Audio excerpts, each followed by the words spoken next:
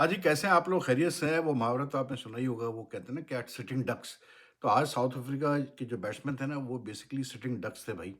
मतलब जब वो सेकंड इनिंग्स में बैटिंग करने आए और मुझे तो बिल्कुल पल्ले नहीं पड़ा कि वो करना क्या चाह रहे थे। इसलिए क्योंकि इतनी अनप्रेडिक्टेबल पिच पे जहाँ सेकंड डे पे मतलब बॉल स्पिन भी हो रही थी, ग्रिप भी हो रही थी, वेरिएबल बाउंस भी था, एकदम से जंप कर रही थी बॉल, सब कुछ था पिच के अंदर मतलब जो कि स्पिनर्स डिलाइट हो। ऐसी पिच पे मतलब जिस किस्म की अप्रोच थी साउथ अफ्रीकन बैट्समैन की, except for Marco Jansen in the end, मेरी बिल्कुल सर से ऊपर गुज़र गया कि मतलब करना क्या चाह रहे थे ये लोग।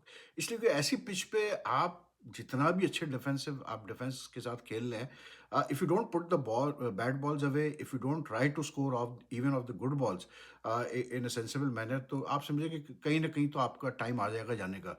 और वही बहुत मतलब साउथ अफ्रीका 3-4 बैट्समैन ऐसे थे जो कि आई मीन दे हैड, जैसे आप ट्रिस्टन स्टब्स की मिसाल ले लें या मतलब एडन मार्करम की ले लें। आप खेलते रहे लेकिन मतलब एक बॉल ऐसी पड़ी जो अनप्लेएबल थी, दैट टू गो बैक।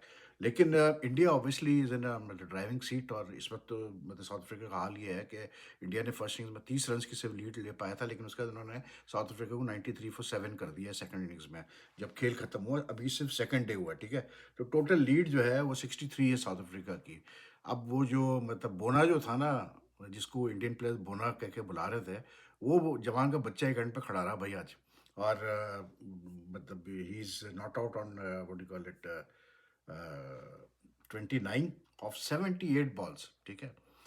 ठीक है, वो एक एंड पे खड़ा रहा, उसने एक एंड रोक के रखा है, सब कुछ किया है, लेकिन अगेन आई फेल्ट कि आई मीन इतनी देर आपने बैटिंग कर ली है। मैं टेम्बा बुआमा की बात कर रहा हूँ कि जो कप्तान है साउथ अफ्रीका का। आई मीन कहीं तो आपको थोड़ा-सा एंटरप्राइज़ दिखाना पड़ेगा। तो आई फेल्ट कि today like south Africa just like ऐसा लगा जैसे मतलब उनकी कुछ समझ में नहीं आ रहा था कि हम कैसे टैकल करें मतलब इंडियन स्पिनर्स को इस पिच पे। क्योंकि जैसे-जैसे खेल चलता रहा, पिच जो है वो थोड़ी करके डिटोरिएट करती रही।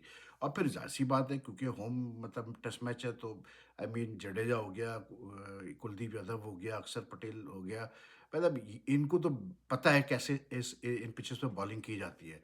लेकिन यार मैं आपको बताऊँ कि हमने भी बड़ी क्रिकेट देखी है यार। I mean I still remember that innings from Sunil Gavaskar जो उसने 92 आई थिंक किए थे against Pakistan in that 87 Bangalore test, जो कि इतनी मतलब इससे भी ज़्यादा वो बदतर पिच थी, ठीक है? लेकिन उस ज़माने में क्योंकि क्वालिटी थी बैटिंग में, बैट्समैनों में क्वालिटी थी, तो like you could see that quality nowadays is missing. मतलब प्लेयर्स निकल के बाहर मतलब पैर का इस्तेमाल कर बहुत कम करते हैं। आज तो साउथ अफ्रीका ने कमाल ये कर दिया कि आजकल मॉडर्न डे क्रिकेट में ज़्यादातर जो बैट्समैन है वो स्पिन को कोप करने के लिए वो स्वीप पे जाते हैं। स्वीप भी कोई बैट्समैन आज नहीं कर रहा था। क्रीज में ऐसे मतलब चेंड हो गए थे कि most most of them got out on the back foot trapped in the crease. मतलब बॉलर को आपने पूरी छुट्टी दी हुई है कि बॉलर जैसे चाहे वो बॉलिंग करे, जैसे चाहे वो आपको मतलब आगे की तरफ खींचे, वो आपको पीछे पुश करे, और वेट करे कि कौन सी बॉल जो है एकदम से जो है अनप्रेडिक्टेबल बाउंस ले या फिर शार्प स्पिन करे और आप ना खेल पाए उसको। तो quality of batting has really मतलब deteriorated except for a few exceptions obviously. लेकिन वो वाली बैटिंग अब नहीं रही यार। हम मतलब पहले ऐसे मतलब पिचेस बनती थी और अच्छी-अच्छी इनिंग्स देखी उस पे, वो मतलब जो गावस्कर वाली इनिंग्स जिसका मैं ज़िक्र कर रहा हूँ, वो it's a master class in how to play spin. आप जाके देखें वो इनिंग्स। और भी जावेद मियांदाद, हमारा अपना जो जावेद भाई थे, मतलब what a fantastic player off spin यार। मतलब किस तरह से ज़हीर अब्बास और भी लोग। तो it's like Dean Jones for that matter, Australia the late Dean Jones used to play spin fantastically well. लेकिन आजकल है ही नहीं वो चीज़। आप देखें यार, मतलब आज दूसरा दिन है, कोई 27 विकेटें गिरी है 2 दिन में, आज 16 विकेटें गिरी और मतलब तकरीबन समझ 3 इनिंग्स पूरी हो चुकी है और 3 इनिंग्स में अब तक एक 50 नहीं है यार, किसी एक बैट्समैन का एक 50 नहीं है। एंड आई जस्ट कांट मतलब एक्सेप्ट दिस फैक्ट कि इस लेवल की मतलब 2 टॉप लेवल की टीमें खेल रही हैं इस वक़्त, एक वर्ल्ड टेस्ट चैंपियन है, एक टॉप रैंक टीम है और ये टेस्ट क्रिकेट खेल रहे हो और मतलब इनके अंदर इतनी कोई क्वालिटी कोई ना शो कर पाए, क्योंकि 50 ना कर पाए इस पिच के ऊपर यार। हाईएस्ट केएल राहुल का है 39, and that also like he faced around for his 39। 119 बॉलें उसने खेली है केएल राहुल ने, मतलब 39 करने के लिए। आजकल के मॉडर्न डे क्रिकेट में मैं तो इतना तो सवाल ही पैदा होता है कोई इतना टाइम वेस्ट करेगा। लेकिन भाई Eden Gardens has always it's a very historic venue. I've been very lucky to cover matches there. और वहाँ के लोग जो है ना वो क्रिकेट के तो दीवाने हैं। तो पहले दिन भी क्राउड था, तकरीबन 37-38,000 का, आज भी कोई 43-44,000 का क्राउड आया, जब मुझे तो ज़्यादा ही लग रहा था क्राउड। लेकिन ये है कि I mean for a test match to come in such large number. कल है आई थिंक, कैसे बोलते हैं अपना, संडे, तो कल तो आप एक्सपेक्ट करेगा और क्राउड आएगा। हालांकि लग भी रहा है कि इंडिया जीत जाएगा कल। एंड मतलब इस वक्त तो इंडिया ही जीतेगा, क्योंकि 63 रन्स पे तो खैर कुछ नहीं कर पाएगा और साउथ अफ्रीका, अनटिल अनलेस के साउथ अफ्रीका का मतलब एंड में आखिरी 3 विकेटों पे वहाँ कोई कमाल कर दे, मेरेकल कर दे। ये जो कॉर्बिन बॉश है, ये खेलना इसको आता है भाई। साइमन हामर को भी अच्छा खाता, वो बैटिंग कर लेता है। अनटिल अनलेस के आखिरी 3 विकेटों पे 70-80 रन और बन जाते हैं, तो उस वक्त तक तो ये मैच वन साइडेड ही है, इंडिया नहीं जीतना है ये टेस्ट मैच, वो तो तय है। लेकिन अगर वो कोई मेरिकल हुआ, बहुत अच्छी बैटिंग कर गए आखिरी 3 विकेटों पे, और कोई 170-80 का टारगेट छोड़ दिया, तो फिर जो है मैच बड़ा इंटरेस्टिंग होगा। लेकिन लाइक आई सेड कि क्वालिटी नहीं है यार, बैटिंग में बिल्कुल क्वालिटी नहीं है। But then again all credit to the bowler also. They at times they also force the batsman to like just play defensively and survive. Marco Jansen आया, उस वो भी कमाल था यार, आया और उसको आते ही अपील हुई, एम्पायर ने आउट भी दे दिया उसको लेग बिफोर। उसने रिव्यू लिया, लेकिन ये है कि वो रिव्यू पे जो है ball was striking about side the off stump. उसके बाद उसने लिहाज ही नहीं किया, उसने एक दो छक्का भी मारा, एक चौका भी शायद मारा, और कोशिश उसने की कि तेज़ खेले, लेकिन वो भी अनफॉर्चुनेटली फिर तेज़ खेलने के चक्करों में जो है आड़े तिरछे शॉट एक दो उसको गए, लेकिन उसके बाद वो भी मतलब आउट हो गया। लेकिन आई थिंक के for top order batsman they need to show more skill levels to and get runs on this sort of pitch। लेकिन Jadeja was like outstanding today। कमाल ये कि यार आप ये देखें कि वही मैं कह रहा था कल की, जो ओवर किल है मतलब बॉलिंग का इंडिया के पास, जैसे 4 स्पिनर खिलाना मेरी नज़र में इस पिच पे ओवर किल ही है।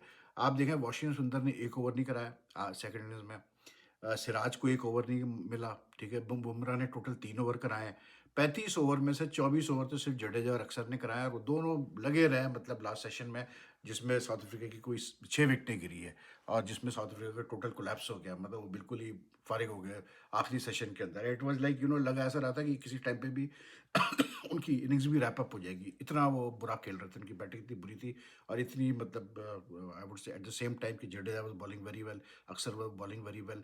एंड आई थिंक ऐसी पिच जब हो ना, जहाँ पर स्पिन आपको मिल रहा हो, तो यहाँ पर फिंगर स्पिनर्स ज़्यादा इफेक्टिव होते हैं। फिंगर स्पिनर्स मोर इफेक्टिव इसलिए क्योंकि हालांकि कुलदीप आज 2 विकेटें ले गया, और कुलदीप बेचारे को सिर्फ टोटल क्या 3 ओवर मिले आज। एक तो उसने शुरू में ही आती ही ले ली थी विकेट, और उसके बाद जो है फिर कैसे बोलते हैं अपना बाद में उसको एंड में बॉलिंग दी, तो उसने फिर एक विकेट ले ली। लेकिन like wrist spinners like on these sort of pitches generally tend to what you call it, ज़्यादा उनकी बॉल स्पिन होती है, तो उनको कम चांसेस होते हैं लेग बिफोर करने के या बोल्ड करने के। लेकिन भाई Kuldeep again bowled well, and he picked up 2 wickets. उसी ने बल्कि कैसे बोलते हैं अपना रायन रिकल्टन को ब्रेक थ्रू उसी ने दिया था, लेग बिफोर किया रायन रिकल्टन को, और वही रायन रिकल्टन साहब भी बिल्कुल घुस के खेल रहे थे अंदर, क्रीज क्रीज के अंदर, मतलब बुरी बुस्तरा सब क्रीज के अंदर रखा हुआ था उन्होंने, और सीधे लेग बिफोर। और मतलब जितनी दफ़ा आप अंदर जाके खेलेंगे ऐसे ही होगा भाई। हालांकि साउथ अफ्रीका के पास बड़ा अच्छा मौका था आज, के South Africa had restricted India's first innings lead to just 30 runs. यानी कि ऐसी पिच पे जहाँ खुद वो 159 पे ऑल आउट हो गए थे कल, यानी सिर्फ 30 रन की लीड कंसीड करने के बाद they had a very good chance of like coming back into this match, but they batted so poorly, खत्म फारिग। एक वक्त में तो जडेजा की 8 ओवर में कोई 4 विकेटें थी 17 या 19 रन पे। सोचें आप जरा, इस विकेटें वो ले रहा था, मतलब एक एक ओवर में दो दो विकेटें भी गिरी है, ये हाल था। तो यानी कि बोवामा इज दी हाइस्ट 29 है, उसके बाद अभी मार्को एंसन 13 करके गया, और वो अपना रिकल्टन और मुल्डर ने 11-11 किए। मुल्डर आई डोंट नो यार, वो भी मेकशिफ्ट नंबर 3 है, वहाँ पर सुंदर को भी मेकशिफ्ट नंबर 3 खिलाया, लेकिन आई मीन 30 बॉल पे 11 run, it makes know like difference to the team at all. It's not helpful for the team at all. India's batting was also very like India, but I thought कि India was trying to like force the issue by trying to score quickly. लेकिन this fellow Simon Harmer really bowled very well. और Simon Harmer का भी वही था कि मतलब he suddenly realized कि इस पिच पे कैसा अपने पेस को वैरी करना है, और कितना मतलब बॉल को फ्लोट करना है, और उसने ठगाठक विकेटें लेना शुरू कर दी। उसने 4 विकेटें वो ले गया, जबकि एक्सपेक्ट कर रहे थे कि कैशा मारा ज़्यादा विकेटें लेगा, but again even when they were bowling the ball was doing something. वहाँ से ही जो है बॉल ने शुरू करना शुरू कर दिया था पहले सेशन से। हालांकि इंडिया का सेकंड सेशन में बेसिकली कोलैप्स हुआ, लेकिन ये है कि the ball was spinning from the first session onwards itself. Shubman Gill retired hurt हो गया क्योंकि उसके नाक में जो है नाक कह रहा हूँ मैं, सॉरी, उसकी गर्दन में जो है वो अपना वो आ गया, खिंच गई, क्या हो गया शॉट खेलते हुए, और वो 4 पे वो रिटायर हो गया। तो 9 विकेटें गिरी बेसिकली इंडिया की, that is why 16 wickets fail today. So I think India should win comfortably, there's no two ways about it. And the one thing I liked today was like, even जो मैं बात कर रहा हूँ कि ऐसी pitch पे भी आपको थोड़ा सा एंटरप्राइजिंग तरीके से खेलना पड़ता है। Rishabh Pant is the classic example of that. He really tried to play like जो जिस अंदाज में वो खेलता है, उसने 27 किए 40 गेंदों पे, और तेज खेल रहा था वो, और उसने जुरल ने भी 14 किए 14 गेंदों पे। लेकिन अनफॉर्चुनेटली मतलब अच्छा बाहर निकल के स्पिनर्स को उसने शॉट्स खेले, उसने अपना पंत ने 2 छक्के भी लगाए, 2 चौके भी लगाए, लेकिन he got out to a very ordinary shot. मतलब शॉर्ट पिच बॉल थी, राउंड द विकेट उसकी, अपना क्या कहते हैं, बॉश की, और मतलब काफ़ी पीछे थी, and then he went for that, मतलब उसका जो होता है कि वो कहते हैं ना कि you live by the sword you die by the sword. तो वो पंत जो है वैसे ही उसी किस्म का बैट्समैन है कि वो एक ही जो है फिर गियर में चलता है। तो वो जब उस गियर में था वो मारने के, तो वो गया शॉट खेलने, लगी नहीं और वो आउट हो गया। But he played well, and that is the way to play on this pitch, to be very honest. Baki, let's see what happens. Like I think India should win quite comfortably unless we see some a total turnaround in this test match. बाकी जी मतलब I don't know यार, Pakistan cricket में कैसे बोलते हैं, हमारे cricketers के साथ क्या प्रॉब्लम है, लेकिन they just don't seem to understand कि आप मतलब जब एक पाकिस्तान की जर्सी पहन लेते हैं, ब्लेजर पहन लेते हैं, when you become international cricketer, there are certain norms that you have to follow. अब ये इतनी चीपो टाइप की चीज़ें ये लोग करते हैं कुछ प्लेयर्स सोशल मीडिया पे, कि मेरी समझ में नहीं आता कि क्या ये लोग अचीव करना चाह रहे होते हैं। अभी मैं कोई 1 दिन पहले या 2 दिन पहले उसने आमिर जमाल ने एक ट्वीट की, जब ये श्रीलंका का टूर जो है वो हुआ कि जी कैरी ऑन होगा।